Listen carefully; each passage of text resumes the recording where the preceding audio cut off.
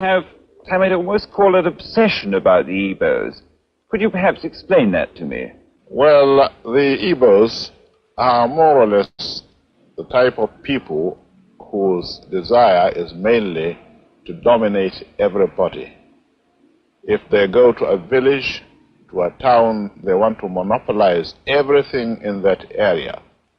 If you put them in a labor camp as a laborer, within a year they will try to emerge as headman of that camp, and so on. Well, in the past, our people were not alive to their responsibilities, because you can see from our northernization policy that in 1952, when I came here, there weren't 10 northerners in our civil service here. Then I tried to have it northernized, and now all important posts are being held by northerners. Is this policy of filling all key posts in the north solely with northerners and not with other Nigerians a temporary or a permanent one? In actual fact, what it is a northerner first. If you can't get a northerner, then we take an expatriate like yourself on contract. If we can't, then we can employ another Nigerian, but on contract too. This is going to be permanent, I should say, as far as I can foresee, because it will be rather dangerous to see the number of boys who are now turning from all our learning institutions coming out with having no work to do. I'm sure whichever government of the day might be, it will feel rather embarrassed, and it might even lead to bloodshed. Doesn't this damage the idea, sir, of all people in all regions in Nigeria being fellow citizens of one country? Well, it might, but you are, new to our region, but how many northerners are employed in the east or in the west?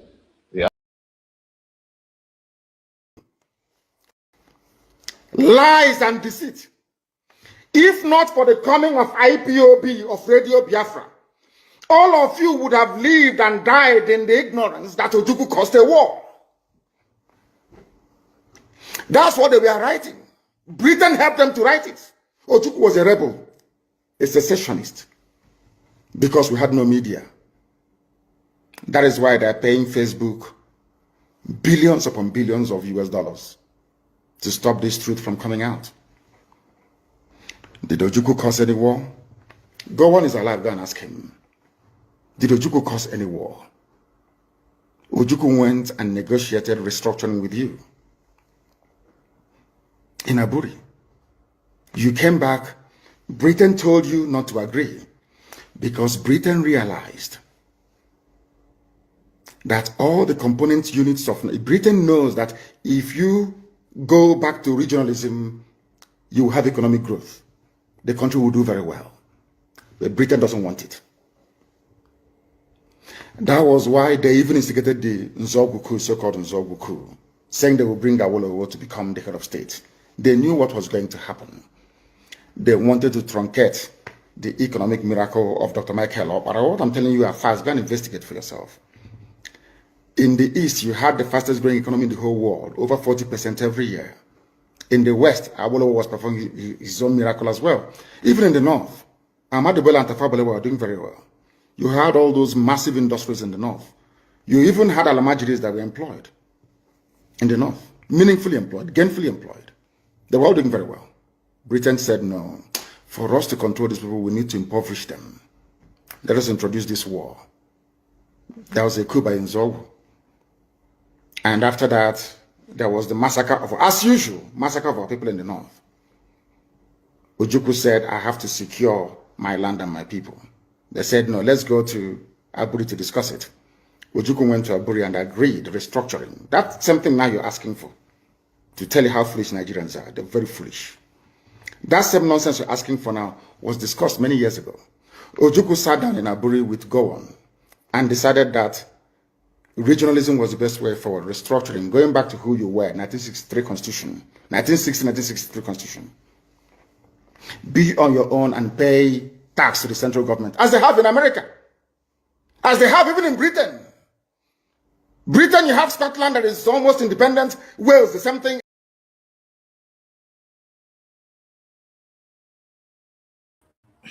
Let us leave it there. Greetings from wherever you are joining us from, on YouTube, on Twitter, on Facebook. We greet you, and then if you are joining us, kindly share the video. Share the video, invite others to join. Okay, our topic is very sensitive one again, so we have to actually trade with caution. The reason why we have to trade with caution, especially on the issue of Mazen Nnamdi Kanu, IPOB, DOS, we must trade with a lot of cautions because there is a saying that says, "Ebulozu onye ọzọ, ọ dịka evu ukwu nkụ." That is very important thing that we should not forget when we are human. If you understand that when it concerns others, if you don't actually understand the feelings, especially when people are being, lied against, sometimes you will find out that someone will be, creating a propaganda. And that propaganda is just to tarnish your image. And that propaganda will ruin you. The person creating the propaganda might not know how you are feeling, right? Hence, they make it their duty to bring you down. So now we are going to talk about the relationship between Nnamdi Kanu, the DOS, and the IPOB, and the people of Biafra in general. Because there is a lot of propaganda right now. There is a lot of people saying things out of anger. There are people who are genuinely, laying out their grievances out there. But because we are not well resourced or we are not well educated when it comes to human emotions and when it comes to, organization. People might call you names today. Tomorrow they might discover that no, this guy is not wrong. People will say you are a sellout today. Tomorrow they might discover that you are not a sellout. What do? Do they apologize? No, their ego will never allow them to apologize. Hence, it is important that when these things are being said, we must be careful on how we perceive it, how we actually promote such narrative, because eventually tomorrow is pregnant. I'll leave it at such. We're going to touch on the intricacies of this shenanigan going on within some of the members of IPOB and the Mazen Nnamdi Kanu's, family. Because Mazen Nnamdi Kanu's family and the IPOB leadership, there has been back and forth. It might not be, that visible, but it is. The back and forth is not visible, but it is. But we need to understand the situation before we will understand the back and forth. If we cannot understand those situations, we can never understand the back and forth. And again, we need to understand the morality behind the activities of Mazen Nnamdi Kanu's siblings' behavior, or the morality behind the DOS decisions. So we need to understand, the professionalism between those two. Who is wrong morally? Who is wrong professionally? Because what we are doing is literally a professional stuff. We are not doing we're not dealing with babies here. We are dealing with people of the world. We are dealing with international organizations. We are dealing with the United Nations. We are dealing with the United States. We are dealing with Britain. We are dealing with countries that are well respected. So in dealing with them, we must call this profession. You must be professional when you are presenting your own, side of the story. If we are not professional, we cannot present our story. I cannot just pick up myself right now, go down to, you know, the I will go down to the any government institution or government hands. I go there to present my case without having a backup of people who are behind me. I cannot champion a cause single-handedly, a cause that need to be represented in every part of the world. We cannot champion a cause single-handedly. We need to have an organization. Hence, you see, anybody who wants to become a philanthropist or indirect philanthropist, what they do is they open an NGO. From there, they do crowdfunding or they do, donations in order to enable them to achieve their goals.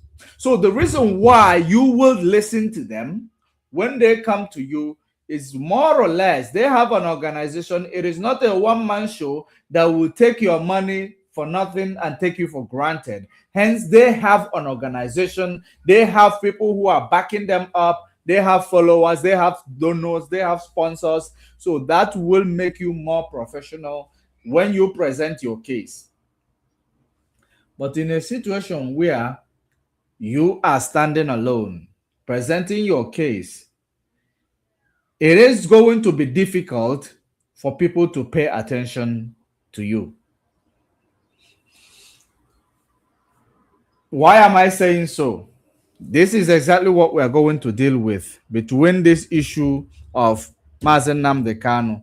The critics, I saw a lot of critics against Nnamdi Kanu, and I saw a lot of, will I say, propaganda. It can be a propaganda, it can be a truth, and I will tell you the reason why I said that it could be a propaganda, it could be a truth.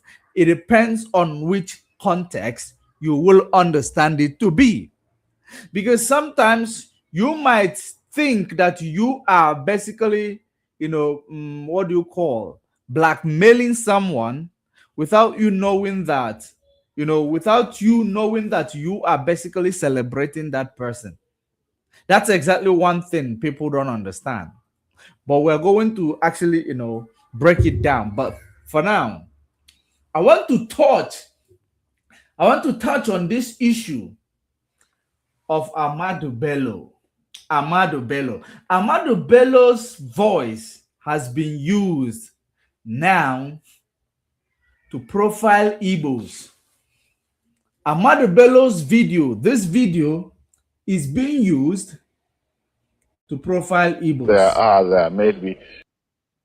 So this video, you see, I want to dissect this video before we proceed to anything that we have to talk about, because this video is making rounds. What Ahmadu Bello said about the Igbos in 1964 in an interview by a British media presenter. Now, we're going to listen to this interview, then we're going to understand exactly the reason why Igbos were their problem and why he claimed that the Igbos are domineering. Now, let's listen to this first.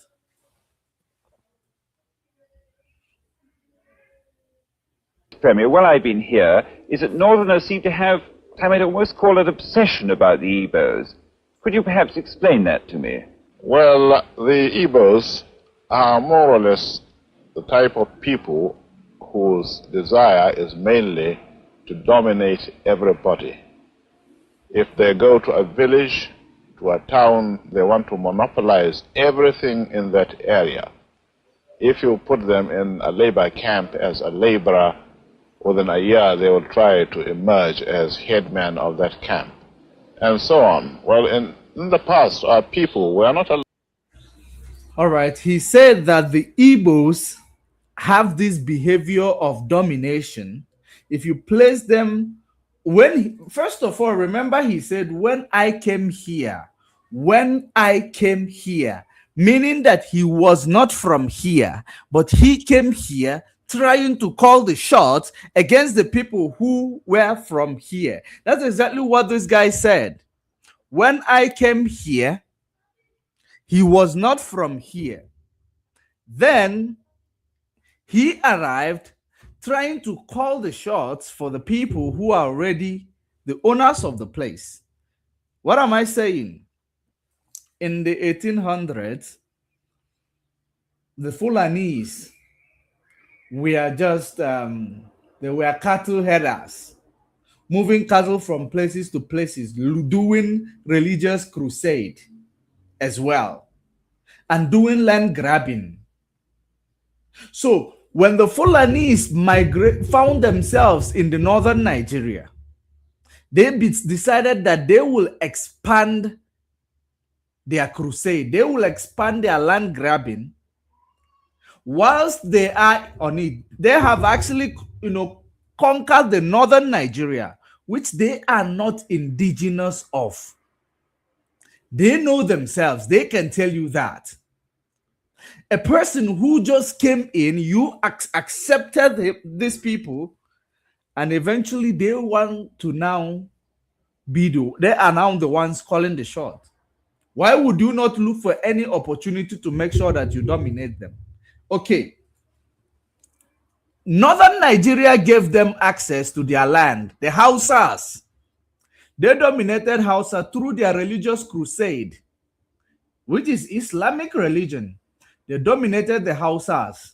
From there, not just dominated the Hausas through preaching of Islamic religious belief, they dominated them through real crusade. They actually unalived a lot of them. They unalived a lot of them, so that it's either you beat them or you join them.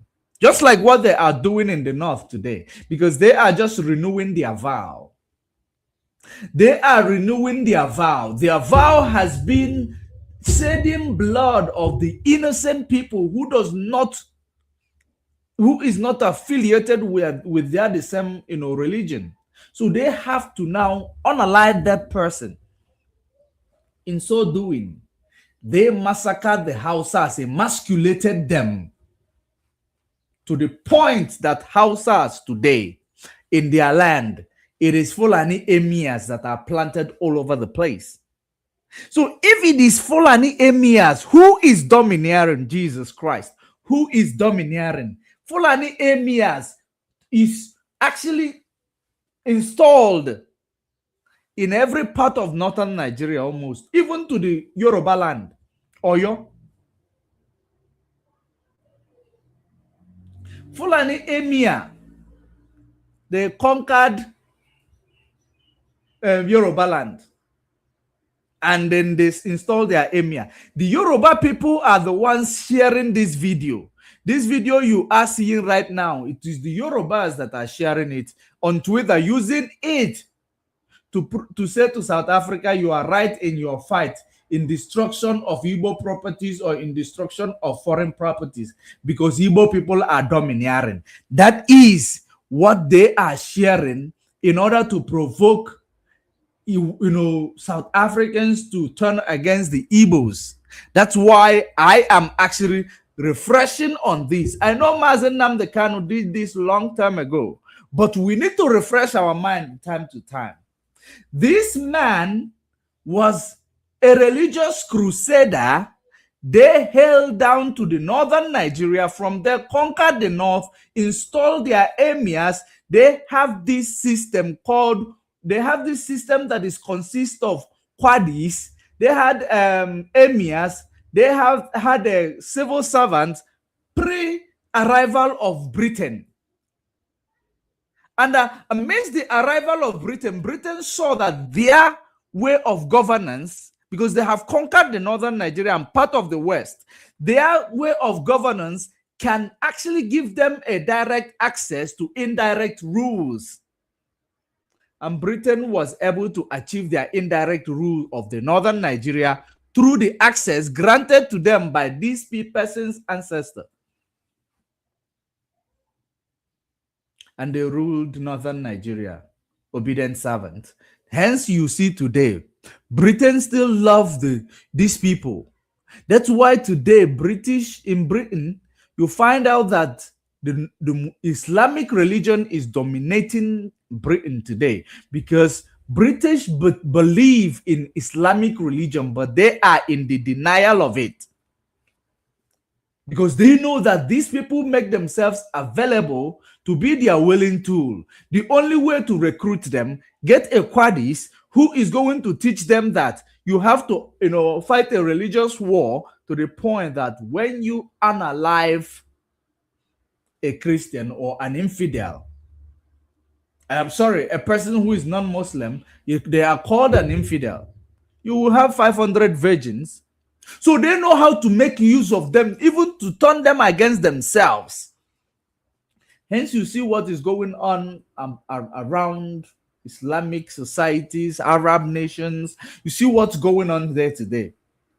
It is as a result of those people using people, infiltrating a particular religious loopholes and using it to turn the people against themselves. Hence, you've seen these people, they conquered the North. Through them, the British ruled the North in the 1800s. And then after colonialism, post-independence of Nigeria, you see that British are still, favoring the Fulanis. Remember, the amalgamation of 1914 was said to be to solve the budget deficit of the northern Nigeria. Hence, Lord Lugard had to come up with the amalgamation of Nigeria from east, west, and the northern Nigeria to become one Nigeria. It was, they claim, to solve the budget deficit of the northern Nigeria, because they did not want to tell the northern Nigeria that they have gold in their land. They never want to tell them that they have uranium. They have a lot of resources that can feed the whole of Nigeria and still become a rich nation. They didn't want to tell them because they know they can use them, they can manipulate them. Once you find, a Qadis who will be able to confuse them, sell a narrative, gather people, sell a narrative to them, unalive infidel, take lands for Allah. Once they are able to feed them that bullshit, you find all of them carrying arms to defend their God. They install them, they install it in their head, promising them 500 virgin. So when they install it on them, they will now use them to carry out anything they want to use them to carry out and tell them in the name of Allah. That's why today they are unaliving Christians and screaming Allahu Akbar, Allahu Akbar. It's not a joke. It's a well-orchestrated plan. These people called terrorists, they were created by some, international organization. And created them for them to use them for their own selfish benefit. Nigeria is an evidence to that.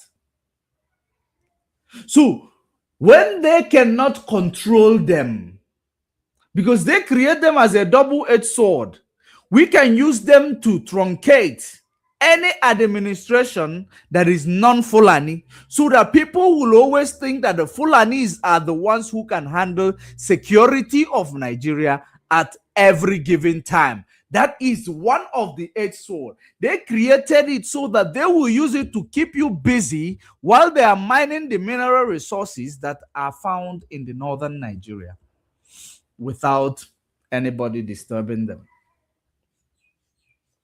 Those are the two reasons why they created these people called Fulani terrorists.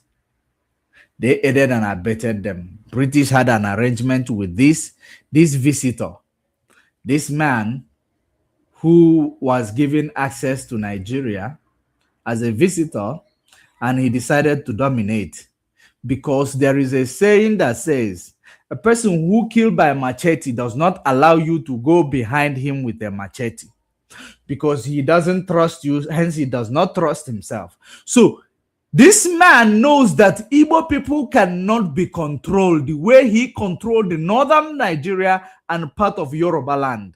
So they decided, because these people grant British access to colonize Nigeria unabated, to colonize Nigeria, like colonize it like without any, challenge. British knows that you cannot colonize an Igbo person. You cannot colonize. We were, systemically colonized by giving power to the Almajiri. These guys are Almajiri, Janjaweeds. Giving power to Janjaweeds. And at the end of the day, the Janjaweeds will now control the minds of these people, control them through police, control them through army, control them through economic decisions, control their resources. Therefore, they put them on a survival mode. So when you put them on a survival mode, they have to run helter-skelter, looking for a greener pasture. So that's how they were able to colonize the Igbos. Because the Igbos could not directly get colonized by Britain or control the way they control these people. That's why it is very important for them to make every area of Nigeria a Muslim country, so that they will use through their qadis and imam to now, infiltrate the minds of your children to be extremists like them. And from there, you are now susceptible to manipulations and control. They can give you arms in order for you to use it against yourselves anytime in the name of we are fighting for Allah. Allahu Akbar. That's exactly what they're doing. I, for one, I don't hate Islamic religion. I don't hate it. There are some elements of, behavior I found in Islamic religion that I always admire until today. But I don't know why Islamic religion of Nigeria is different from the ones I have seen in many places. Right? The Islamic religion of Nigeria threw you off. Like throw you off. They are demonizing that Islamic religion. The one they play in Nigeria. Go, go, go. They are demonizing the Islamic religion somehow. Saudi Arabia, they are Islamic religion, but they have built infrastructure. They are protesting against the religion extremists. They even stopped their students from going to study in Britain to avoid this religious extremist group called, Brotherhood in Britain, to avoid them influencing their citizens. They are Islam, right? So you find out that there are Islam, there are Islams. So there are some behavior you find in them. You will admire it. But with the type of Islamic religion they practice in Nigeria, you don't even want to do anything with a Muslim person. Like seriously, we will be scared. Because it is bad, like super bad, Michael Jackson bad. The way they carry themselves out. They want to conquer. They want to dominate. And before they will do that, they have to unalive you into submission. If they unalive you, if you can't beat them, you join them. They know that this is the language of African person. If you can't beat them, you join them. He who fight and run away live to fight for another day. They know that they have to be consistent. They don't give up. Even if you're unaliving all of them, they fight till death.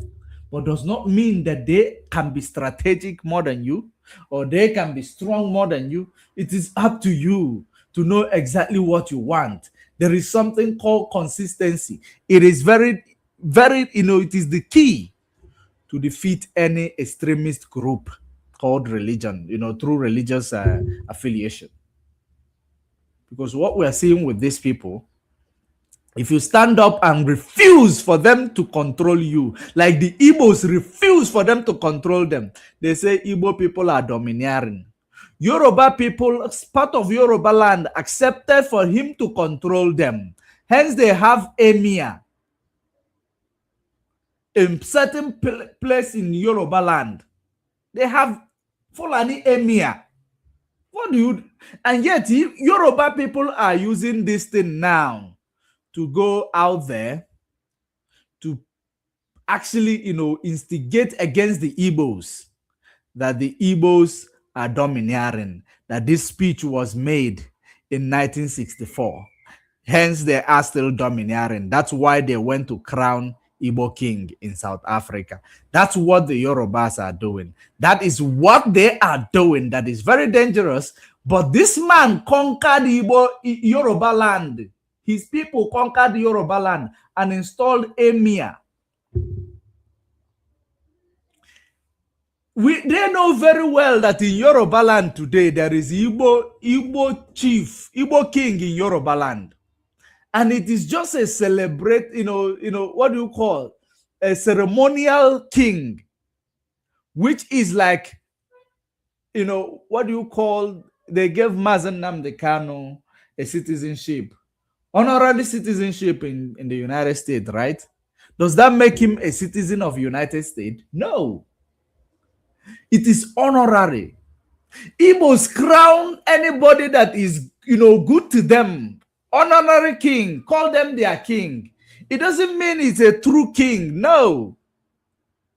Yorubas use this to gaslight the Igbos. They use this to instigate against the Igbos that Igbos are domineering. Not just Yorubas. Benins, people from Benin did this. Fulanis are killing them, right? Today. They are still crying. This is to show you that the one thing that is plaguing the zoo today is lies and deceit. Just like Nnamdi Kanu said it here. Lies and deceit. If not for the coming of IPOB, of Radio Biafra, all of you would have lived and died in the ignorance that Ojukwu caused a war. Now, that's a path. We look into this guy's, interview again. Remember the British man asking, why is it that, ever since I come here, there is this narrative about the Igbos. And this man responded. Listen to his response and the question. Then you will understand what I just explained to you. I've noticed, Premier, while I've been here, is that Northerners seem to have, I might almost call it, obsession about the Igbos. Could you perhaps explain that to me? Well, the Igbos are more or less the type of people whose desire is mainly to dominate everybody. If they go to a village, to a town, they want to monopolize everything in that. Now, Igbos are in their country. These people carry their wahala, entered and took over part of the country, right? And they took over part of this country, dominate the owners of the land, install their kings, emir, they call them emir, and their quadis, and they create a civil servant which give British access to colonize the northern Nigeria. This is the same man talking rubbish. They went towards the west. They went southwards. They actually went to southwest. They succeeded a bit. They could not penetrate in the eastern Nigeria, or you call it in the eastern Nigeria. They could not penetrate because we are always resilient. We do not allow someone to come out there and conquer us. The British could not colonize us directly. It is through these people, Fulani, here. It is through Fulanis, them, that they granted British access to wherever we are going through today. It is them. That's why they call us domineering. No, we do not dominate. We have never in any history of the world conquered another person's land or have taken another person's land by force. We have never had a history of Igbos taking another man's land by force. It is you Fulanis that are good at that. The only thing plaguing the zoo and their people is lies and deceit. I can tell you that. They lie too much. That's why they are using this to instigate against the Igbo. When he came here, shows you he is not from here. He came here as a visitor and was accepted, and he now expanded his wings of domination. The people he could not dominate, he called them dominieras. That's what this man said, 1964. When you refuse to bow to the British or to the colonial tools, they will call you domineering or dominator. That's what they will call you. But if you allow yourself to succumb and capitulate, you will become a good man like Yorubas and the Fulanis, eventually Hausas as well. You will become a good man to them. We refuse to be conquered. And that is the reason why they turn the system around against us. If you look at anyone who each time they're telling you they will never give Igbo man power, they will never give Igbo man power, it is not about power. It is about knowing that if you give Igbo man power, he knows what to do with it. And he knows how to remove colonial interest and place the interest of Africa first. That's why they do not want it. When you fight the system, relentlessly, the system will use those you are fighting for to fight back. That's exactly what is going on. If we were fighting a wrong cause, because the first thing Ojukwu negotiated was Aburi. In Aburi was restructuring, devolution. Everybody manage their resources and pay tax to the central government, just like the United States. It is a republic of it is a republic where people are okay. If you go to Texas, if you go to New York, they have their own revenue management.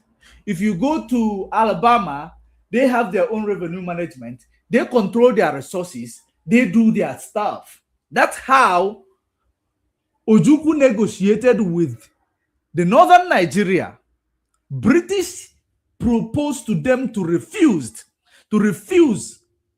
and the impressionable young leader we had as at that time in the name of Gowon, who was excited that he's talking to white men and he's a leader of a nation, Nigeria.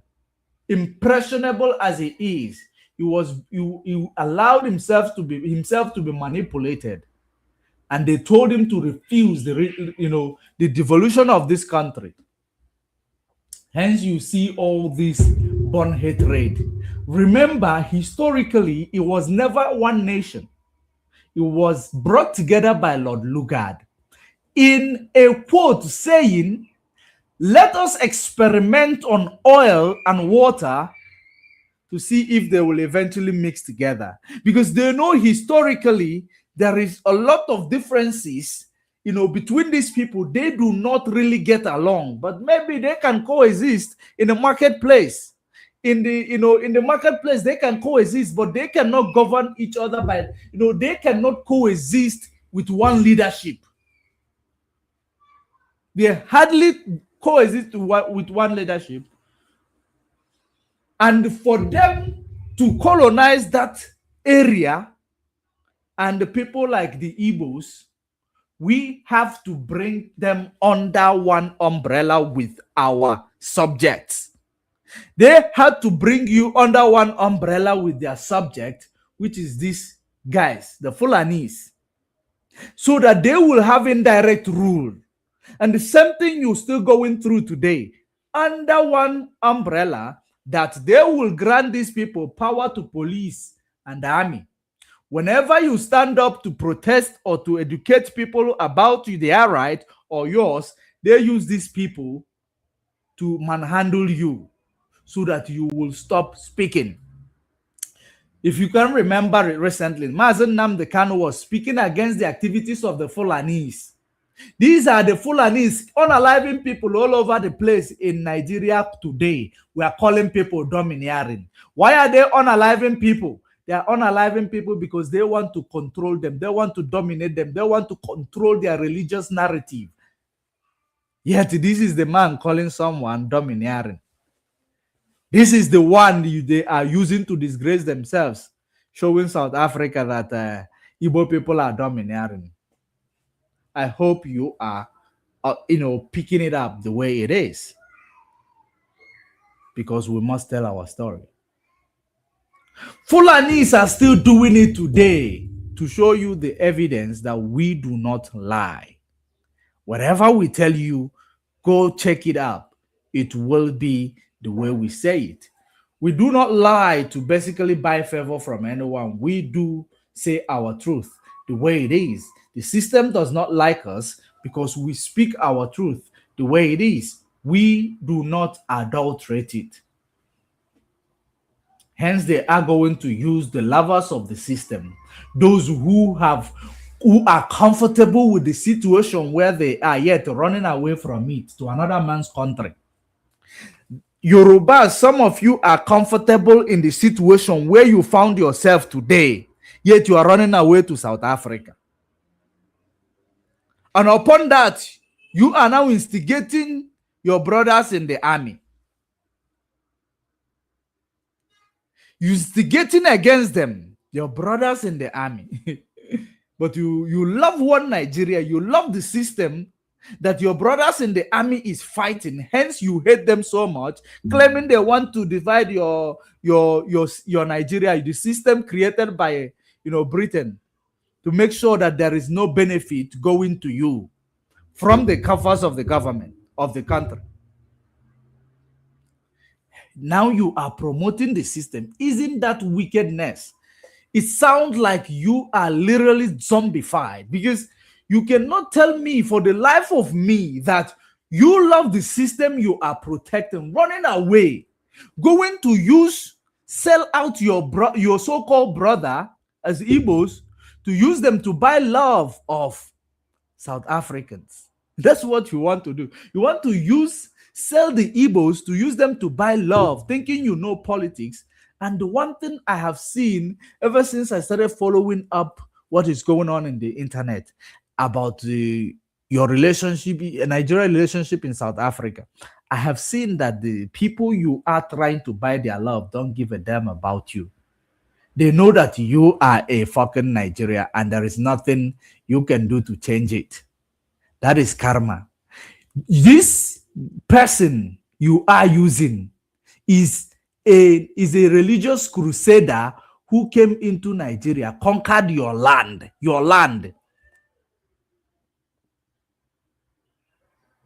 In Oyo, I believe there is Emir in Oyo. It is a land conquered by Fulanis. It's your land. Ilorin, is it Oyo? No, Ilorin, sorry. Ilorin, not Oyo. Ilorin. So, there is Emir in Ilorin. Because you guys like to play all this coward politics of cowards. That's what you guys like to play. And let me align with the people who we are scared of, in order to fight against the people who can be close to us, so that they will like us. The same way Afonja aligned with these Fulanis. That's why you lost Ilorin to the hands of these people. You Yorubas, some of Afonja of a Yoruba man, align with these people to betray you Yorubas. That's why you lost Ilorin. The same way you always want to, you can sell anybody in order to just get the benefit at all time. That's not the way. You profess the desire to be called a one Nigeria. If you are seeing yourself and protecting the system, which which are basically push you to hate the Igbos, because the Igbos are protesting against the system. You protecting the system, still hate those who are fighting against the system. Yet you run away from the system, going to be, going to make other people love you, even in your crime in their country.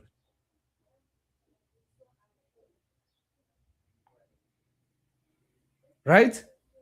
Even in your crime.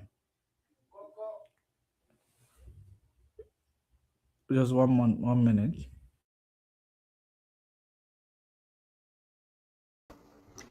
That's what they were writing. Britain helped them to write it. Ojukwu was a rebel, a secessionist, because we had no media. That is why they're paying Facebook billions upon billions of US dollars to stop this truth from coming out. Did Ojukwu cause any war? Gowon is alive, go and ask him.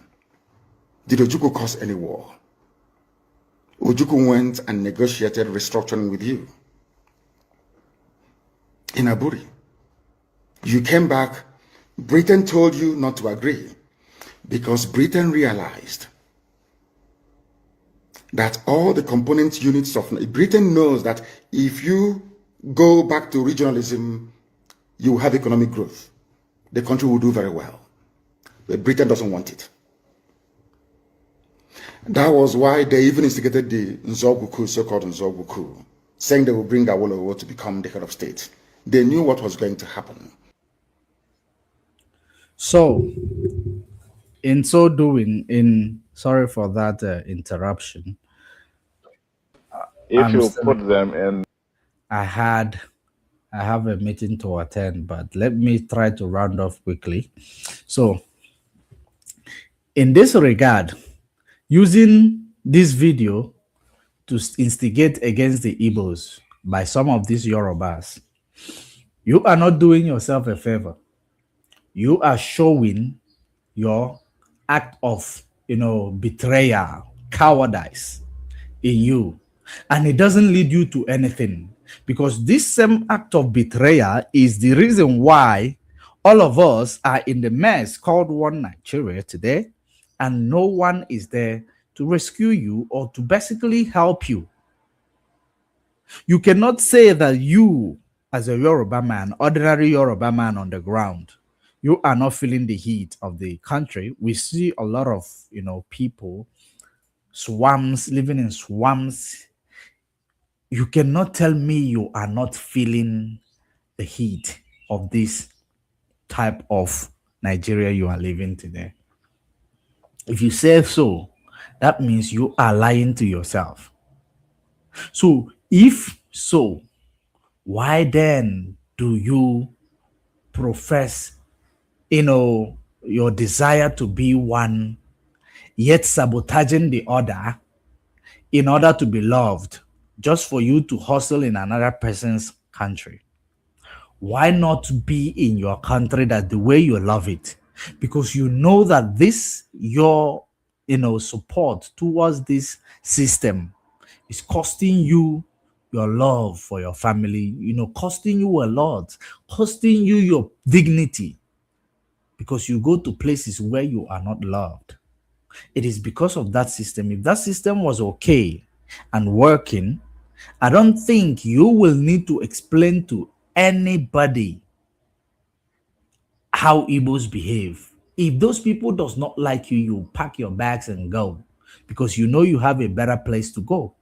But you know that that system is not working and it is costing you your dignity. It is costing you of a lot by the behavior of these, rulers of the system. You are now trying to create another stupid theory just for you to be loved. Isn't that stupidity? That is stupidity. Because the people you are doing that to are more intelligent than you. They are more intelligent than you. So now, Let's continue playing. But the most important thing is that the person who said that we Igbos are domineering, he is not a Nigerian. He was a religious crusade or crusader that came and took over northern Nigeria, eventually conquered the Hausas. Today they are called the northern Nigerians today because of course they have been there for a while. So they are the ones giving the power of police and the army. Hence they control police and army in Nigeria. That's why they cannot fight them, the Boko Haram and the terrorists, because they are the terrorists themselves. Everything they do, it's all for the love of religious, conquest. Now listen to them for you to know that he is not from here. I've noticed, Premier, while I've been here, is that Northerners seem to have what I might almost call an obsession about the Igbos. Could you perhaps explain that to me? Well, the Igbos are more or less the type of people whose desire is mainly to dominate everybody. If they go to a village, to a town, they want to monopolize everything in that area.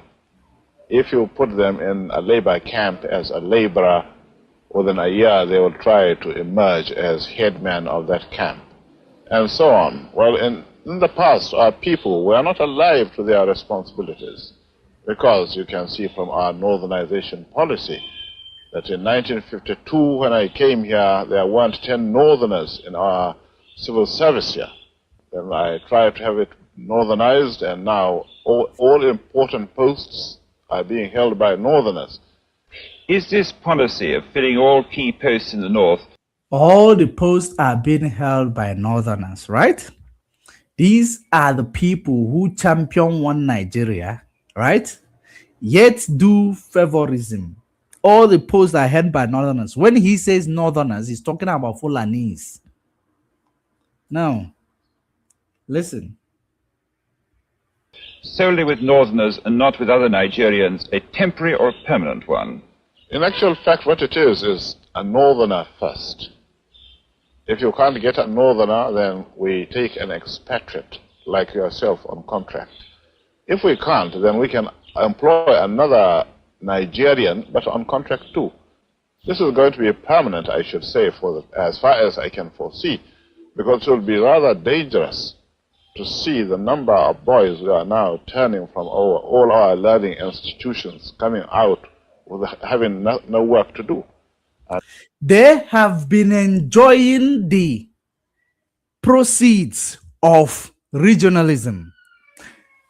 They've been enjoying the proceeds of regionalism, but they do not want the entire nation to basically, become, enjoy the same thing they are enjoying. They were enjoying it. They made their own things. They never saw you as someone that they needed. They are telling you it's about northerners first. If you are not northerner, if they do not have a northerner to occupy that position, they will now take you on a contract. And that is the reason why the same way today, there is a Sharia in the north. Because after that time where there was, it lasted for how many months even? It didn't even last when Nigeria was, was implementing a regional government. How long did it last before it collapsed? And which led eventually to the civil war. Because Ojukwu was negotiating so that we go back to regionalism, so that everybody will enjoy their region, and anything that is benefit of their region, they'll enjoy it by themselves.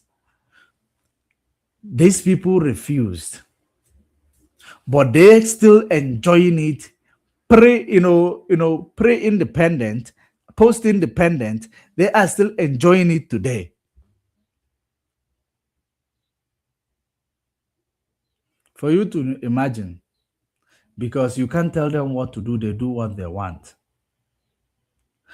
You saw the other day the US bombed the head of the caliphate, Sokoto. They bomb it. And if you ask me, why would they bomb Sokoto? It is political, of course. It is very, very political. Very, very political. That emotional people will not want to engage in such political dynamics.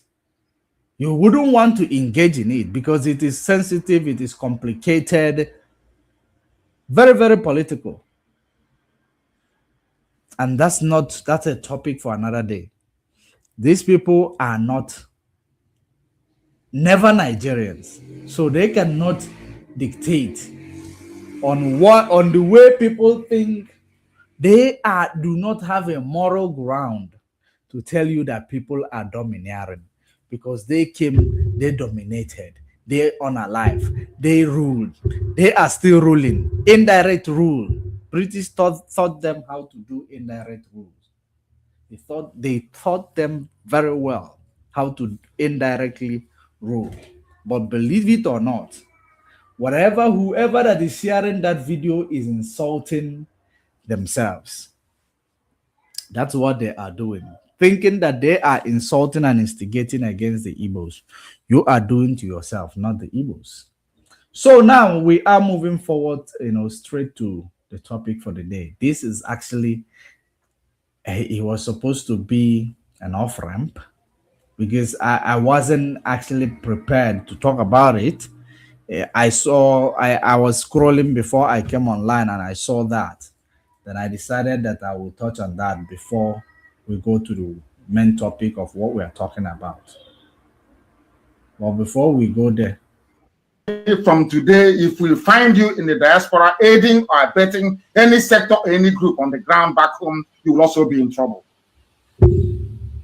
Because only one source of fundraising is allowed. We are under one command, not multiple commands, only one. If you want to help ESN, contact our sister.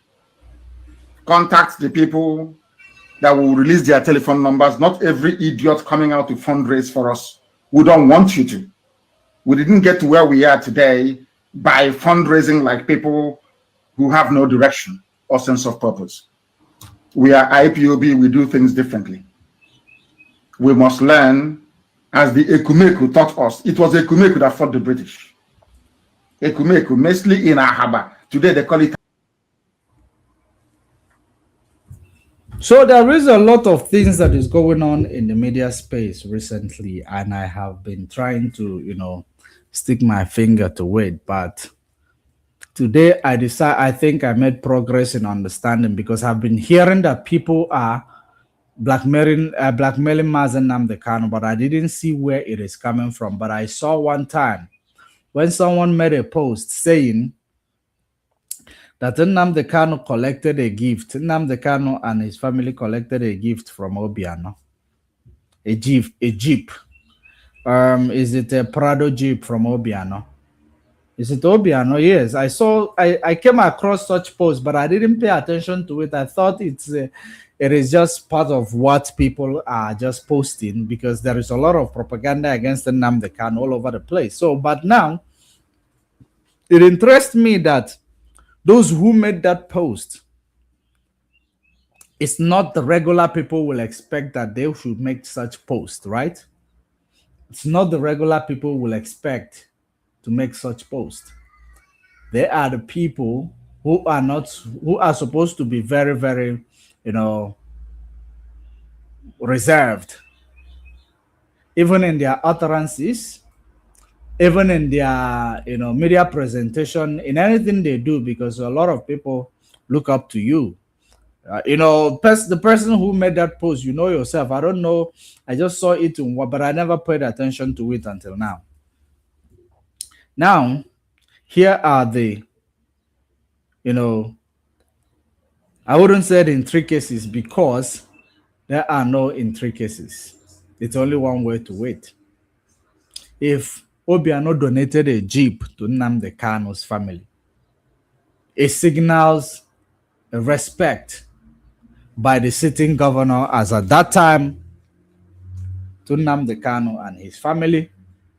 And I don't think anyone can use that to blackmail Nnamdi Kanu because it doesn't make sense. The fact that we are fighting for Biafra and the politicians on the ground, they are playing games. There are some of them who knows the truth. There are some of them who knows that this is the right way to go, but because of their political commitment, they cannot say. They rather even support you secretly than support you physically. So if that happened, congratulations to them. They were honored by a jeep from a governor. That means they've been doing something great. It's just that some other governors does not want to tell themselves the truth. Now, again, you throw it out there like you are throwing a propaganda against Nnamdi Kanu. It doesn't sail. It's dead on arrival. You can't use that as a propaganda because I've seen people like propaganda these days. If you don't push a propaganda against your comrade, you wouldn't be happy because you are no longer facing the challenges that is facing us. We are now, focusing on propaganda against each other, which is bullshit. We cannot thrive in that. Regardless of the circumstances, you cannot use propaganda against your own brother or your own, comrade. Because you are supposed to be the brother in the army. You are supposed to be chasing after one goal. You are supposed to be defending the name of our people, defending our land. You are supposed to be, keep your eyes on the ball. You are not supposed to be carrying out propaganda against people you don't even know. Sometimes you don't even know how they operate. You just carry a propaganda against them. Now, here is another one. Whoever that did that, it is dead on arrival. Another one is that the last time I was here, I actually made it clear that if Nnamdi Kanu was the one who established, DOS, no one has the right to basically, question the activities of the DOS. Not even Mazen Nnamdi Kanu's siblings. They do not have right to question the activities of the DOS, except if they were assigned to do something. If the siblings are assigned to do something, if it is not an organization, we should know that it is not an organization. It is just a temporal stuff put together in the case of an emergency. Then we should know. But we were told that this is a structural, hierarchical, organizational structure. That is no joke. Therefore, we cannot wake up one morning and say they are irrelevant. It's impossible. We don't do things backward. We do things, we do things in order. We're not crazy people. Nnamdi Kanu established IPOB as an organization and now directed us, the students, to go out there and listen to. One moment.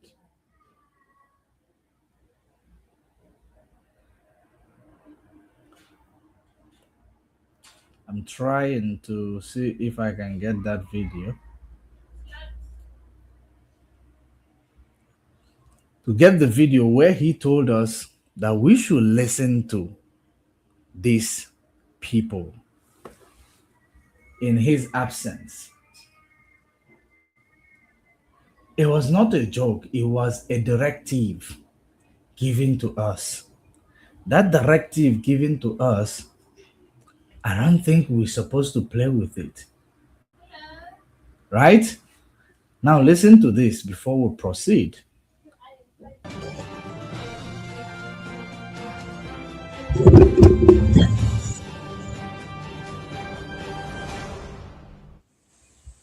Anybody not following anything that DOS says goes. Anybody not following orders from Chike, Dosiem from DOS, you will be removed, Mike, you'll be sanctioned appropriately. You know, before we remove you without knowing where you are.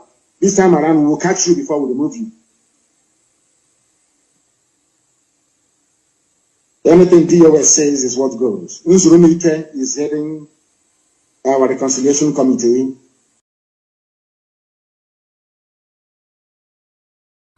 Let us leave it there for the sake of time. So he establishes, hierarchical structure, and he told us about it. He never told us about Nnamdi Kanu or Emmanuel Kanu.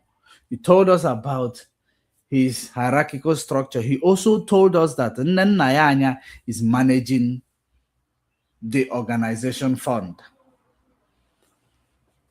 There is a lot of things that has gone wrong. To be honest, there is a lot of things that have gone wrong. There was a time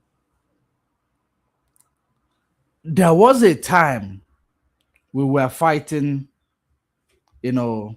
Nnayanya, because Nnayanya sees the organization money. I don't know why she sees the organization money, right?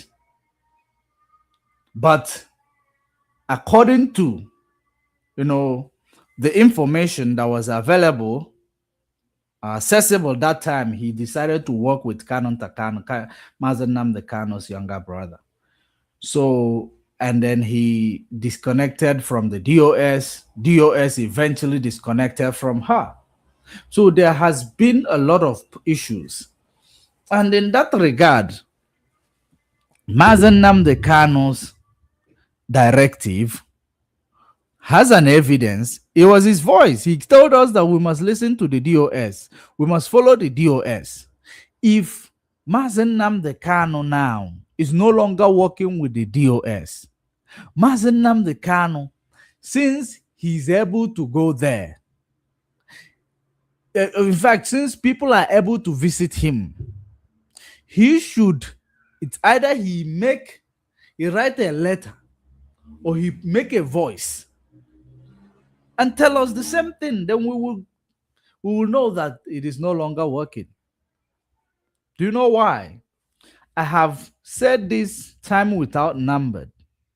I am not defending DOS because I am defending China Sanwo-Olu, Chike Doziem, Zurumike, or any other person that is occupying any position thereof. I don't know them, and I don't even care to know them. I have spoken to China Sanwo-Olu, but I am not defending any one of them. It is the ethics of organizational hierarchical structure that I am defending. Has nothing to do with individual. Hence, I am telling you this, Tara, without actually, having any interest or being biased. If that organization has a structure that Nnamdi Kanu told us to follow, we should focus and follow that organizational structure. We are not a bunch of confused people. Now, if we believe that there is somebody occupying a position in that organization, that structure that is not doing well, there are other members which can gather themselves and impeach the person or remove them so that the organization will move forward. But you cannot dissolve that hierarchical structure or undermine them overnight. You cannot do that. You can only replace an individual if there is a structure that enables it or code of conduct that enables it in an organization. Because if we start like a bunch of confused people, if we get Biafra, how are we going to run it? So if they arrest the president of Biafra land, or sorry, if not arrest, right? Like if the president of Biafra land has the issue, people will start creating another Biafra inside Biafra. Is that what we're going to do? Is that how confused and then, is that how we are going to live as a people? Because that's not how we could live as a people. If we have a hierarchical structure in the organization, follow the hierarchical structure, Do not let them remove you. If you know that thing you are not supposed to do that will make them remove you, don't do it. So that you will fight internally. Fight internally. And make sure you look for evidence to expose the person you are complaining about. Because it can be easy for you to be in London and saying that someone in Nigeria has sold out. Someone in the US has sold out. It can be easy for you to do so. The only reason why I fought Simon is not because I hate him as a person, right? It is because he went contrarily to what Nnamdi Kanu told us about IPOB organization that he established. That's why I joined force to fight him. I am not a confused person. And if I have to join force to fight any Springer group that is rising up against this hierarchical structure established by Nnamdi Kanu, I will do that wholeheartedly. Because we are not confused people. If Mazi Nnamdi Kanu feel like his organization has wronged him, he should do whatever it has to do. He should also pretend as if it is still okay until it comes out. He made selection of these people. Nobody did it for him. He cannot keep on. There is a Aloy Ejimako. There is a conflict of interest. There is a Canon Takano, Emmanuel Kanu, conflict of interest. There is all of these things. To avoid confusion and all these things going around in social media, we should defend the organization and their hierarchical structure and defend it jealously. Hence, we are doing that. We are defending Nnamdi Kanu. We're not defending Sina Sanworu. They are not irreplaceable. We're not defending Chike Dozie. They are not irreplaceable. We are defending the organization. So anybody who claims that they are following Nnamdi Kanu's, activities, and you are fighting the organization just because you heard that China Sanworu have sold out, or you heard that Chike Dozie has sold out. I heard. Show me the fucking evidence and I will believe you. If you don't have an evidence, just shut the fuck up. Because I heard. From here, I heard. They will tell you that this person have sold out. And I am not condoning the fact that if there is a directive that was supposed to be followed by the organization, that they were supposed to follow the directive, but not from Nnamdi Kanu as it is right now. Because who is going to now go and find out the right information? Who is the external person without any conflict of interest? Who is going to find out? Because the lawyers has their conflict of interest.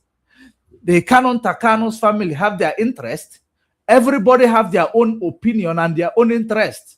That's why it is not good to give a message, to give someone, because they will add their own, the way it will be suiting to them. Because for those of you who are now aligning with Aloy Ejimako, among other lawyers today, those are the people, don't forget, those are the people who saw Nnamdi Kanu go into prison. Now, Ejiofor is now a demon today, right? Like I've seen all over the place. He is now a demon. He was the one who secured Nnamdi Kanu's bail in 2015. He was the one who secured the ruling by appeal court in Nigeria in 2024, right? Is it 24? In 2024, 2023, he was the one. Right? He never saw Nnamdi Kanu to prison. Him and Michael Zokome. They changed Nnamdi Kanu's lawyers. Nnamdi Kanu eventually dropped them and represented himself and got himself into prison, even though his representation of himself now made us to see the loopholes in the judiciary of Nigeria. He made us to basically see the injustice and the unprofessional, or is it unprofessionalism of the justice administrator. He made us to see the loopholes and the inconsistencies and the incompetence of those people handling cases in the Nigeria judicial system. First, it was the lady, and the second, it was the man. Binta Nyaku first, and now this one, Omotosho. Yes. So, when you say now, some of you will say Ejiofor have sold out. Ejiofor have sold out. Ejiofor have sold out because the conflict of interest coming from maybe Mazen Nnamdi Kanu's family side, and maybe from the person, they want to be the one in charge of the lawyers. They want to be the one in forefront. Maybe Ejiofor did not grant them access to control him. So now they have to hate him. So they have to now call him a sabo, because that's what you guys do. Anybody who does not agree with you becomes a sabo. For real. Let's assume that some of you who are disgruntled today, that sometimes I don't blame you for being disgruntled with the way issue of Ikenga was handled. It is enough for you to think that the people who handled it are compromised, that you have no evidence. You have no evidence. If we follow hearsay, we go destroy this world, there will be no change. If we follow hearsay, because our people too, they follow hearsay. I don't hear them now. I no go investigate. Make I just carry them out. Even sometimes I do that. But one thing is that when I do it and I discover it's a lie, but if it suits your behavior, if this thing I do suits your behavior, because example I can tell you, we know that Ozon Nyanwa Soludo, we know that he is feminine man, right? There was a video, a picture that circulated that looked like him. I made that post, and eventually I found out that it wasn't him, but he behaved like that, right? I didn't remove that post because he behaved even worse than that, and they looked alike. So eventually, if Iguana Akulugi fit you, we go still the play them with for you. But most important thing is that I cannot accuse you without evidence. If I accuse you, if I wake up to accuse you, that means I have evidence, or I have moral ground to accuse you. If not evidence, a moral ground to accuse you. Like I accused Simon Ekpa and Nelly Ofebo and Co. On a moral and ethics ground, because of the organization that is established. You cannot come from somewhere and change it without having a power of attorney. If you don't have a power of attorney, you cannot change a decision making in an organization. So who grant them power of attorney to come and say that DOS is sidelined? That is the the ethic ground that I use in order to fight Simon Ekpa. I didn't do it blindly just because I heard the DOS say we must do this or we must do that. No, nobody told me to do so. I actually, sent my own person to meet Nnamdi Kanu. As at that time, may his soul rest in peace, which led to my interviewing Barrister Ejiofor for that time. But Simon Ekpa and his propaganda is part of what took the life of that person today.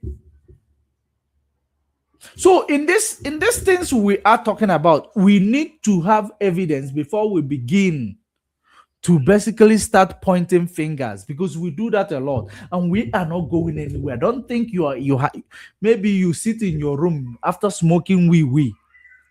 You come out and say the way this person is talking now is like he has collected money. How stupid as your followers will be, naive and impressionable like children. They will join force with you as he has sold out. Yeah, the way he's talking, he's talking something wrong about Nnamdi Kanu. He has sold out. No, that's not true. Nnamdi Kanu is not a person that we cannot criticize. We can criticize him, but not now. There are a lot of criticism I have for Nnamdi Kanu, but it is not now. It is when he is a free man. Then if we have anything to ask him, then we'll ask him. If we have anything to criticize him about, then we criticize him. If we have anything that confuses us, then he will answer the question. Right? He's our leader. Isn't it? So, if you begin to criticize him or do anything in the name of to blackmail him, you are full of shit. You are just, you are hitting your hand on a truck. You will never succeed. And you are unintelligent to do so. Because anybody who goes to, if you are doing it on the basis of Ejimako said, or in the basis of what Nnamdi Kanu said, you are actually, something is fundamentally wrong with you.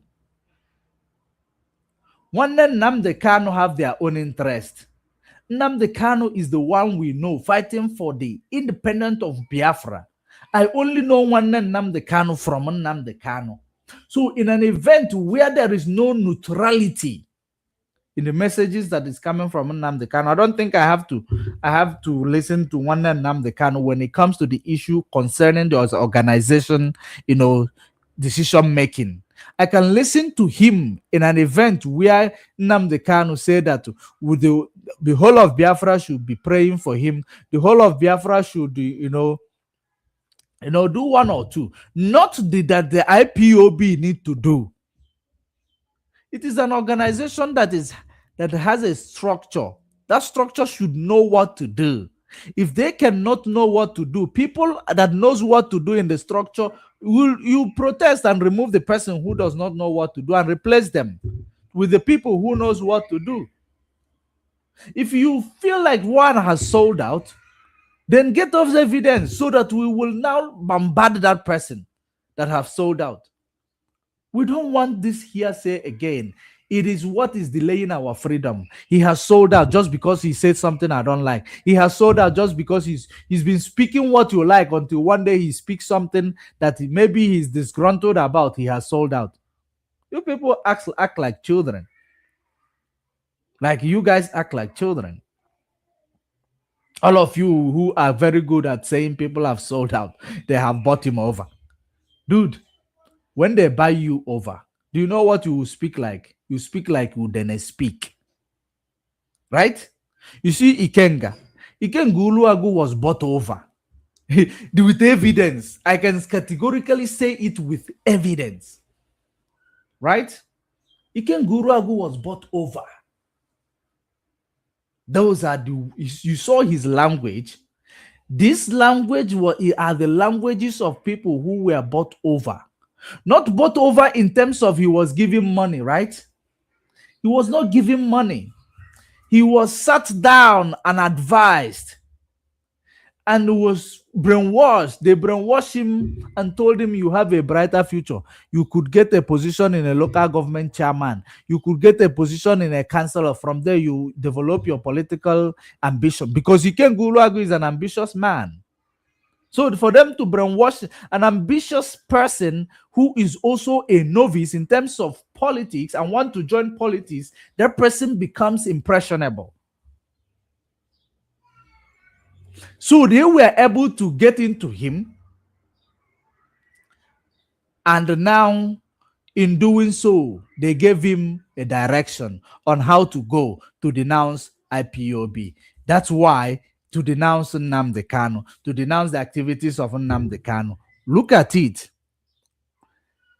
The same way Nsema Usebong, Akwa Ibom Baburiski was bought. Did you see the people who are bought, their language? Their language will drastically change. And they don't pretend. Not someone who is angry, you will come and tell them they have bought you over. That person is angry. You don't even still see 3 hot meal eat for the day. You're still telling them they have bought them over. What do you want them to do? They will lose it. Dude, when they buy you over, it's not fighting, Chike Dozie or telling Chike Dozie that you are not doing something right. That means they bought you over. No. Now, if I criticize Chike Dozie today, having seen I have something that is concern that I wanted him to address, he did not address it properly. You know what I will say? I will get so angry. And when I get angry, I can easily come out and say, fight with him in the media space. If I don't have my emotion in check, if I'm unintelligent, I will come and fight with him in social media. Like, because I have a platform, I can easily speak, right? I come here to fight with him regardless of the implication or without undermining the, intricacies of actually insulting and showing our enemy that we can easily be divided. They don't even need to buy anybody over. They just need to throw a narrative. We will catch it and start fighting each other. But because my emotion is in check, I will not do it. But if it is not, I will come and say, this Chike Dozie, he think he's doing what? I will look for something that is grown to me. Then I will look for another thing that will make him feel my grievances. I can say that Chike Dozie, ever since you started since Mazen Nnamdi Kanu have cancelled the seat at home, I can easily say, what have you done? What else have you done? Right? And of course, remember, even if there is anything he is going to do, he cannot implicate himself by telling you. Simon was bragging and telling you what he was doing, right? Because he wants to be known. He wants always an ago. He is somebody he wants approval. That's why he was announcing, go out there, unalive these people, do this, do that. You want to be known. So just because I am angry now, I can easily I can say that now this is a loophole I can see to use it to attack Chike Dozie. Now let me ask him, what have you achieved? Then because I'm angry, I ask him that question. You know what he might do? If he is also emotional or a leader who does not take criticism, he will send one of his junior comrades to come and tell the world that I have sold out. Don't forget that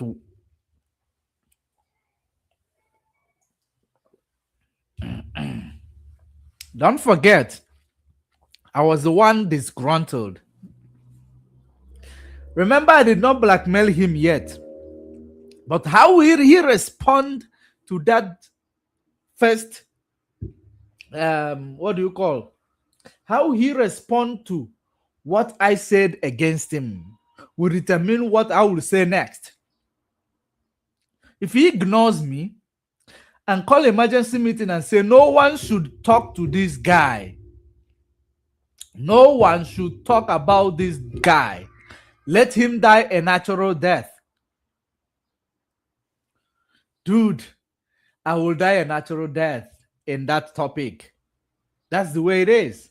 But if anybody who is still your affiliate come out to tell me I have sold out, it will radicalize me because I know I haven't sold out. It will radicalize me. I will look for more things I will do to make sure I impeach your position in the eyes of the people.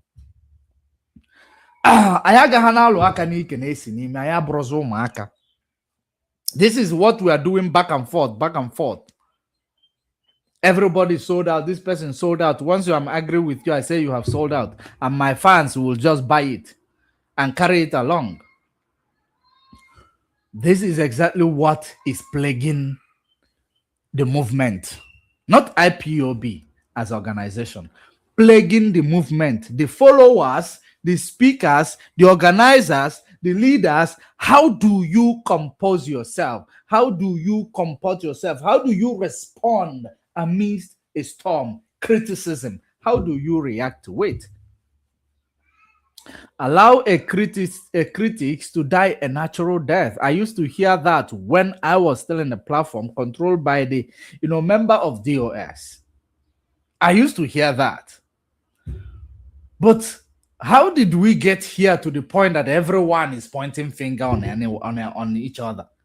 And these people, they are pointing finger. Like, if you see their condition, the person, when they tell you they don't sold out, they sold out. See their condition, like you go still want give them money. A third person were sold out to go collect money now, balance the chop am. They speak another language, where City Boy or where Soludo. Just like the real people who sold out we have seen did. I thought that's how it is. I never knew that someone who sold out will still be looking for change that will come out. Many people call me a content creator. For your information, I am not a damn content creator. I'm a freedom fighter. You know what a content creator is? A content creator is someone who is dependent on what he does in the social media space to eat. It is their profession. That is content creator. But in a situation whereby I do these things and I have a particular topic, I don't mix. I am not your content creator, right? So I am not bound to have the amount of followers you will have as a content creator, because content creator, you filter your words. You present things that people are interested in. If I am a freedom fighter, you call me a content creator. But if there is a gossip about a particular stupid thing, like Blessing CEO cancer, and did you see me present it? Because I'm not a content creator. A content creator will know that that story will sell.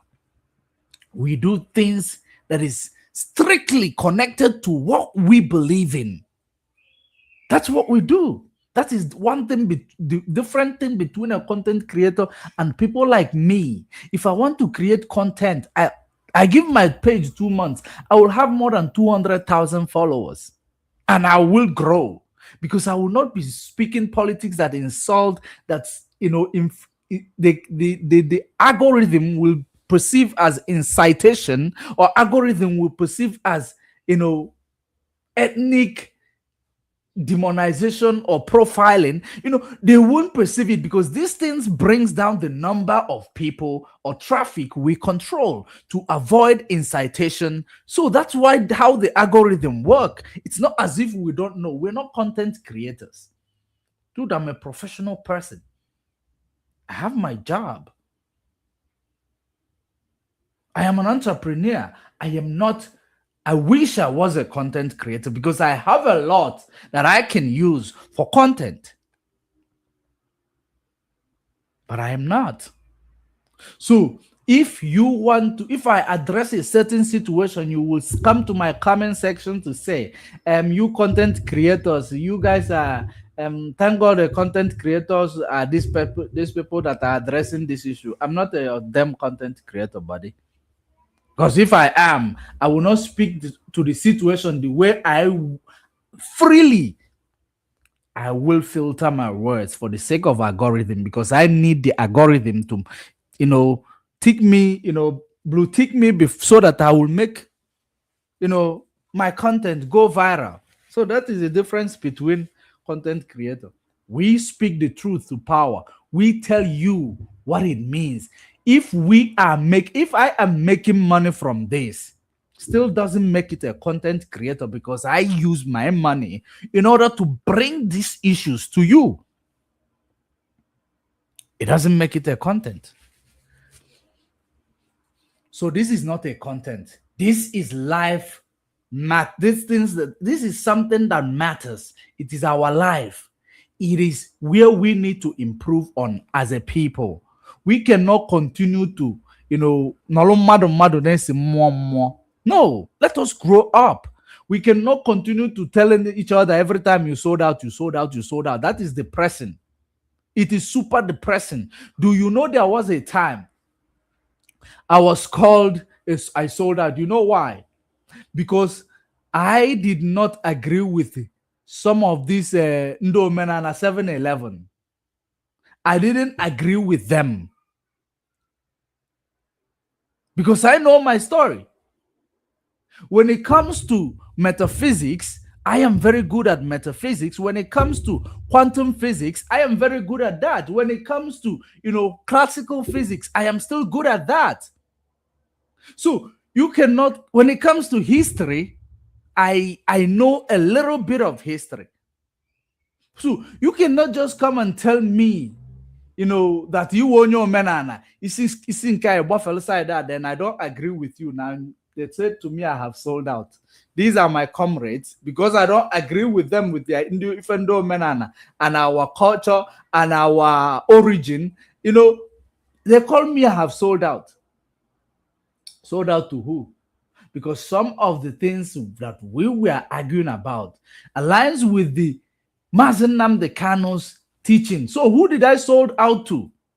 Just because I don't agree with you in religious matter, you called me sold out. So if I could be called a sold out because I don't agree with your men and a 7-Eleven thoroughly, it's not because I don't agree with women and I love women and I cherish it and I know how it should be done. So it doesn't mean that you will tell me that I have sold out. When they tell me that, I got so mad. I got so damn mad. Like, this social media can actually give you depression. It can depress you. The people you've been spending your time. I left my time. I had 2 meetings that I was supposed to attend right now. I left it. I postponed it just to keep talking to you. And I actually, give it to someone else to basically address the matter. So, but to talk to you, I'm supposed to be working. Then tomorrow, you are listening to me because I'm speaking your mind. Tomorrow, when I now speak my own mind, you will tell me I've sold out. Do you know how painful it is? You that has been following me, you didn't even wait for you to understand what this guy is talking about. Just because he doesn't speak what you want to hear, he has sold out. So this has been the problem. If we cannot solve that problem, we are not going anywhere as a people. We are not going anywhere in our struggle. We need to learn how to accommodate each other and stop this blackmailing and then all this what do you call it? Ducking and diving that we are doing to ourselves. If you want to say that people have sold out, especially people in the upper echelon of the organizational structure, does show the proof that he has sold out, not because of his decisions, not because he is not in details with you. Then you're telling me he has sold out. And those who are in the upper echelon, if you want your compatriot to trust you, or like say your followers to trust you, you need to find a way to be transparent with them. You must be transparent with them. Don't keep them there and you are here. You must keep them closer to you. Close the gap. They will have atom of trust with you. I'm not saying keep them here to the point that you have to tell them everything you are doing. You know how to address matter. It's not like, I can't remember the last time I heard from Mazi Chike Doziem. I know he might not be a talker because his office is not supposed to be office of a talkative. His office is supposed to be office of, his office of a red chamber, right? If it's a government, it's a red chamber, Senate House, legislature. That is office. Now, if there was executive person which is under Nnamdi Kanu, that person takes directives from the Senate House, from the DOS to function. Not really directives. They will have a board meeting. DOS is like a board in an organization or in a corporate structure. They are like the board members. if there is anything that will be carried out by the executive of the organization, they must go through the board meeting, and the executive will be invited by the board, and then they will arrange this topic, and then the executive will go and do their presentation. That's how it is done. Just like if the president want to take a loan, he will take the request, an application to the legislature, so that they will sit in the National Assembly or wherever and deliberate on it. They vote towards it. If there is no consensus reached, they vote towards it, then the number carries the vote. That's how DOS is supposed to be, operating. But because there is no executive director like assistant of Nnamdi Kanu, that's why things become the way it is.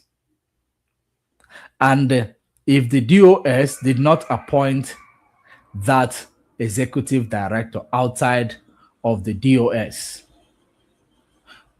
or they decided that the HOD becomes the executive director, then the HOD is carrying out the organizational, mandate, but his main job is not to carry out day-to-day activities of the organization. It's supposed to be Nnamdi Kanu, which is the executive. It's supposed to be a vice or deputy, which is the executive. But it is not structured like that. The way it is structured, we must take it. Nnamdi Kanu gave it to us. This is how it is structured. If I was Nnamdi Kanu, even if I tell my siblings, go and tell these people, he can no longer tell his siblings to go and tell these people, because he knows that there is already mistrust between the siblings and the organizational structure. There will be a conflict of interest. So he cannot tell his siblings to go and tell these people. And he cannot tell the lawyer assigned by the siblings or lawyer that is championed by the siblings to go and tell these people, because everything will be done with conflict of interest. I am not against the siblings.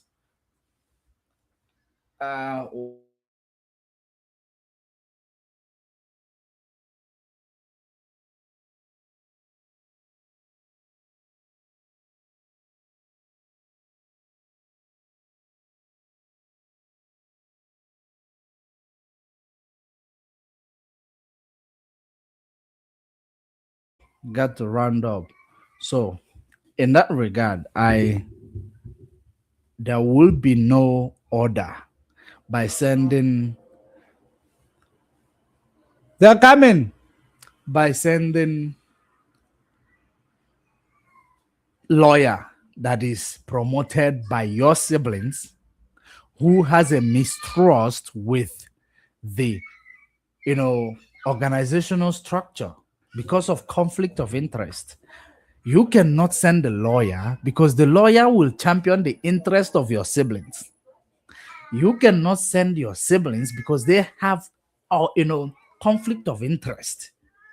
So if there is a neutral person that has nothing to do with the DOS, has nothing to do with anybody, he will just go there to meet Nnamdi Kanu. They have a discussion. But now it looks like maybe they have to go through siblings before they will get to Nnamdi Kanu. It becomes another problem if the siblings will enable them to see Nnamdi Kanu. That is another thing. I don't know how it is done.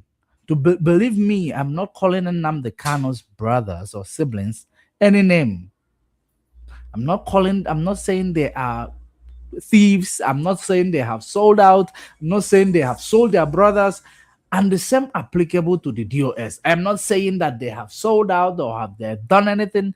I am saying the way the things should be. If a perceived conflict of interest exists, atom of it exists, you are not supposed to come out there to send the same person you suspect them might have conflict of interest to go and address a sensitive matter. No. You will also give the organization, time and access to make decisions. You are in prison. You are in prison. It is a struggle where government does not want that struggle to stand. A message sent from prison before it gets to the organizational structure, it will be adulterated somehow, regardless of which angel you gave it to. That is why it is called politics. We are into politics, right? So when Mazen Nnamdi Kanu make his own pronouncement and organize his structure the way it is today, I believe that he did it knowing that these people were fit to do the job. I don't know how he did his selection, but even if they are not fit to do the job, you cannot do anything much from prison. You have to just abide by it. There is no way Chike Dozem will hijack a big organization like IPOB, or China Sanworo hijack a big organization like IPOB. He can't. He can champion his interest somehow. They can champion their interest, yes, but they cannot, hijack and use it for their political tool forever. Instead of you making yourself available for you to be removed, work harder so that you will get to the position of, a strategic position where you can challenge what disgruntles you. And then leadership, because they have access to, they can do that. They can hire and then expel.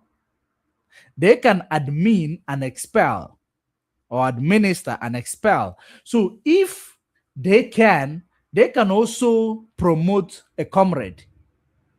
They should have access to promote a comrade. So if they can promote a comrade, push for that position that you feel that has vacuum, so that you will go and do what you can there. I believe it is the right of everybody who is an oath member of IPOB, right, to obtain position that is merited by them, except if there is a nepotism or favorism in the organization. That's where it becomes problematic, and that's where you are now going to question the activities of the organization from the molecular level, in fact, from the atomic level, right? You question the activities of the organization, but not in public, in the media. You have a coordinator. From there are some, there is sometimes someone will come to fight with me. If that fight is about business, I will code switch.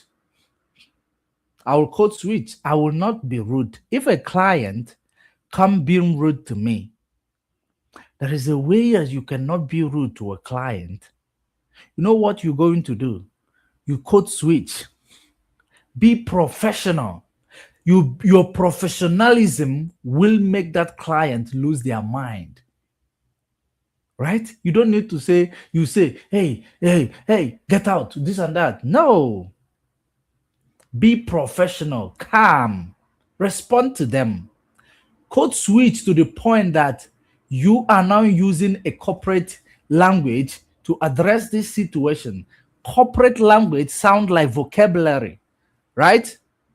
So you use it to address a certain issue, because the person you are fighting with, you are being professional. They are shouting. Anybody that comes around will see you as a gentleman, because you are being professional, and everything you are saying is within the conduct, within the confine of the law that governs the organization and governs their right as a client. So you maintain that. But that is being cordial. When you start shouting, like a mad person in the marketplace, they will say you are mad. Anything they call you, you will answer. But when you move in slowly, professionally, respectfully, question the status quo in a way that they will understand that you are not giving them a reason to fire you. You're not giving them a reason to, suspend you, but you are pushing harder, right? I will not give you a reason to suspend me, but I will push harder. Then if eventually I push harder, not fighting with you, not telling you that you're incompetent, you are this and that in the public. I can tell you that you sound incompetent, in the way that you respond to concerns of your comrades. You sound very incompetent. So if it makes you angry, that means you are incompetent, right? That is questioning their competence without shouting. Using a situation that occurred to address or question their competence without actually direct attacking them. You can easily say that with the result you are giving me or with the answers and response you are giving me, it sounds incompetent. Knowing that this thing is supposed to be done like this or done like this, that person will go home and think about themselves if they are qualified to be in that position, because they have no reason to fight with you. You haven't insulted them. You have never created a public, you are not throwing tantrum in the public. So they would think about themselves. But if you begin to shout, no one will know your grievances. They will just say you are crazy. And the easiest way for your fellow comrade to say that is that you have been bought over. They will just tell you are bought over. And people will believe, because anybody who rise up and disgruntle and challenge the status quo has been bought over. Why don't you change your tactics, change your strategy if you want to question your organization? They are not that bad yet, like the way we are questioning Nigeria. Nigeria used police and army. When we were cordial, they used police and army. Now we don't need to be cordial anymore. We have to go, viral. We have to bring it to the public, because they use police and army to make sure that they stop us. Had it been they brought us to the, negotiation table, no one will be here questioning the activities of anybody. Of course, we'll deliberate on the issue, reach a consensus, or reach an arrangement. But if you are avoiding the table, dude, you are incompetent, number one. Number two, you are calling for war. Because if there is a negotiation table, there is possibility there will be no war. But if you rule out negotiation table, then you see what you see on the social media warfare. And it's not going to favor anyone. Not even you, who is on the receiving end, or you who is initiator. No one is favoring. It insults us as a race, the Igbo race. It is an insult to us. If you don't know, the shame of what you guys are doing is shaming me. Let us be more diplomatic. Don't criticize Nnamdi Kanu right now, because he's not in a position for you to criticize him, because he cannot respond for himself. He cannot speak for himself. Don't use what Canon Takano said or did, or what Aloy Ejimaka uttered or did to criticize Mazen Nnamdi Kanu. We know we're waiting for Mazen Nnamdi Kanu to come out. We want him to come out so that he can clarify all the misunderstanding. Then if we have question, we'll ask him. If we don't have, we will appreciate him. Right? Two things are involved. It's up to you. For you to follow. So I think this is where I am going to leave it. But all this criticism, let's stop it. Those who are creating another, a parallel organization, no matter what you call it, right? You are basically showing the world that there will be Biafra inside Biafra. Biafra of autopilot. Now there is another one of 100 men. I don't know if I got it correctly from Methuselah. So I don't know. We are going to create different Biafra inside Biafra. Is that what what we want us to perceive? We're giving our enemy we're showing them our loopholes. If we become a nation today, big world can easily manipulate us and take over our resources by creating a splinter group that will, just like Boko Haram is doing right now, and Fulani terrorists, they will create a splinter group that will make every position of a leader ungovernable. Therefore, the country will basically thrive in chaos, and it will favor no one.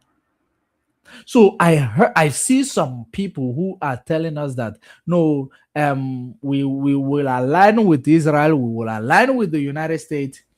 Those alignment comes with interest, policy. What is your interest? Because you don't know your interest yet, but you want to align with people. As long as you don't know your interest, stop saying you will align, because you do not know their own interest. Because when you finish align, the interest they will, when they now tell you exactly what it took them to basically help you, you might say, no, had I known, I shouldn't have aligned. Because there is nothing the West will do for you for free. In case if you're emotional about it, hear it. The only thing you will do is comment rubbish. There is nothing the United States is going to do for you for free. There is nothing Israel is going to do for you for free. Nothing come for free. Nothing good come easily. Politics is a game of chase. If you are winning from this side, then maybe the other one is targeting to win from the other side. But it is very important for you to know, what if I win, I lose my king? Can I gamble with my king or my queen? That is one thing. Can I gamble with this? There are things we are not supposed to gamble with. People talk about knowing geopolitics and understanding the ethics. There is no morality in geopolitics. When people think that there is morality in politics, there is no morality in politics. So, when you find a particular interest coming from somewhere, you should actually know what is the leverage, what is the catch. Because if you don't discuss the leverage before the event, any leverage they give you after the event, you have to take it. If you don't take it, they make your place chaotic. It becomes Afghanistan. It becomes maybe Iraq. It becomes somewhere else. It becomes anything you can even think about. It becomes northern Nigeria. That's how terrorism is created. In case if you don't know, they will create a splinter group to challenge the government. From creating it, tomorrow the activities of these people, they will use it to make your government, guilty. And they will use it and take over your country or your resources. That is politics. Before you engage, don't engage with emotion. Just because we are looking for Biafra, I don't want to be Israel. I don't want to be a slave to Israel or to America. I want to be an equal partner. I don't want to. We've been slaves for how many? For centuries. For more than centuries. In fact, for 5 decades, we've been slaves. Almost a millennium. In fact, maybe a millennium, we've been slaves. But I do not want to be it further. Therefore, we are fighting consciously, not blindly, aligning with people when their interest can be achieved, whether you like it or not. Ituchilike army or police. Kenki ituchilike igeji fight America. Mohanya anyị Biafra tomorrow now. Biazia na achita azu kwasi anyị no ha waga na select o ga achi anyị. Kenki igesi fight ha. O ife niile a ka ị ga na-eso ị na-ejekwa na-eso ndị America na-eso ndị Israel. Ị na-ajụkwa kedu ka ị hapụ iwu onye eji wee mee proxy, because you will become a proxy. Ejiri gị gbaa war, ọ na-akụ gị n'isi, na-akụ ndị be gị n'isi. Ọ bụrụ itibolibo, emotional, unintelligent decisions you will make. That's why onye mara asụ ọsụọ n'ọdụ, onye amakwa na asụ ọsụọ na mkpụrụ ụkwụ ya. If there will be any negotiation, your interest should be in front. Your interest should be in front. Ka anyị hafe edekwa ka Sudan na South Sudan, right? Ọ bụrụkwa ife anyị na-azọlụ, anyị jikwa uche anyị eme ife, right? So unu na-amakwa amaghalị si na America ji si Iran wee si Iran asịrọ, ọ kala unu mma na uwere ofu ụkwụ kwụrụ na dis ọgụ a na-anụ na mba ya na etiti East. Iwere ofu ụkwụ kwụrụ n'etiti, ọ bụrụ epụta na-asị onye amego, onye agbago, onye emego, onye emego. Yes, we push our agenda, push a narrative, yes. But if there is any outburst, now if you support the US now, we are going to destroy your land, we are going to bomb you. Ituchili ka ị ga-eji wee nụ dị ọgụ. Ị na-aza ihe ga na-eme wụ na ihe ndị Kristian asị na Iran tụọ bọmbụ na Nigeria, ibe ka ituchiri ike. Asịkwa na ị na-asọpọtụ Iran, America tụọ bọmbụ na Nigeria, ebe ka unu tụchiri ike. So that is the reason why ife na-eme otu unu akwụrụ n'etiti a na-awọchị na-enene. Ọ bụrụ na ị na-eto America na ha na-eje agba ndị n'ụlọ onwe ha bọmbụ wụ na iwu ezigbo ala ifa. No, ọ bụrụ ya bụ na ịbụ ezigbo ala ifa na ife ị na-eji wee kwụrụ na fame ụdị iyi ịma na fa anyụgo amụ nsị afọ gụ ọp ikwụrụ n'etiti na-enene ha. Nwere onye na-ajụ gị, bụrụ gọọmenti, mmadụ ịjụ gị ka ebe ịkwụ. Ọ bụ na ịbụ gọọmenti, then you have to declare your stance. Ka anyị were uche na-eme ife, ka anyị were n'uche na-eme ife. A sị na onye anwụ gbara ọfụ okpoloko ijiji ọgbawa ọsọ, and a na-esi n'isi arọ malụ ka nsị ga-eshi atọ. Oru fu ebe eji mbazu eru enyi oru ibi a ga na-amụ ya, ma o kwesịrị na-amụta ife. Anyị were South Sudan na ya na-amụta ife. Anyị were other place ife megolu, anyị wee na-amala akọ, so that mbọsị anyị ga-enweta our own independent and freedom, or mbọsị anyị ga na-negotiate ya, anyị amalụ the type of representation anyị ga-eme, and the demand that we will never say no to, or the ones we will never say yes to. These are the important factors that you need to consider before you begin to align yourself with any external influence. Maka nwekwa ife agbakwa aka azan, asị na agbala aka na azan onye jiji a na-akọnye ji n'ala. Okwuchekwuchekwa m ka ọra m n'ọnụ. Ọ bụrụ na ị laikiri ife m kwu, iwelu m tufuo were okwu m tufuo m. In fact, nke ọwụna onwe onye nke nọ na YouTube na-akpọ m iti bọlịbọ. Amara m ọmụ ka ọ na-akpọ iti bọlịbọ, but ọ bụrụ m nwa udo dị, mana aka m your father gaa school. Ịghọtago? So aka m your father gaa school, so onwe ka bụrụ m iti bọlịbọ. So I don't know, I cannot get a comment from all of it. And I know we are live on YouTube, Twitter, and then Facebook. But on Facebook, we're using our feeders page, not our main page, actually, because of that main page. When we begin to, if we go live there, there's a lot of things happening there. So this is where I'm going to leave it, guys, until we meet again. Tule ifengwagi. O make your sense, you take it. O make your sense. O meet the volleyball. Ka otu anụwa osino bencheka. Sipo meet the volleyball. Agamaz. Anwaro ifo owepum nalo. Kwigotago. Gwakodin. Bye bye.